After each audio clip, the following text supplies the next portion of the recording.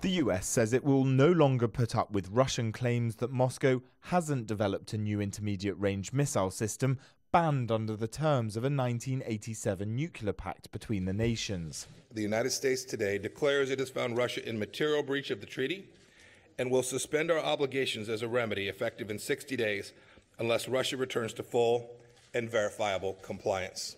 It's a move set to intensify tensions between Russia and the United States. NATO alliance members agree that Russia frequently violates the 30-year-old Cold War pact between Washington and Moscow to completely remove intermediate-range nuclear missiles from their arsenals.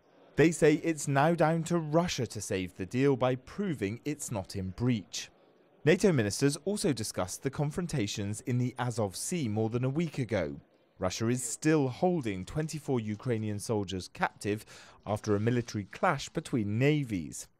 Ukrainian and Georgian ministers were welcomed to NATO HQ during this meeting as a show of support for the former Soviet states, a move which won't be appreciated in Moscow. NATO ships have spent 120 days patrolling the Black Sea this year, but Ukraine is asking for more, what it's calling a comprehensive answer to Russian aggression. And there are some here in Europe calling for action. Either NATO or individual member states could give Ukraine more equipment to be able to defend itself. I mean, high-level equipment, for example, anti-ship missiles could be put on the land. This would send a strong signal to the Russians.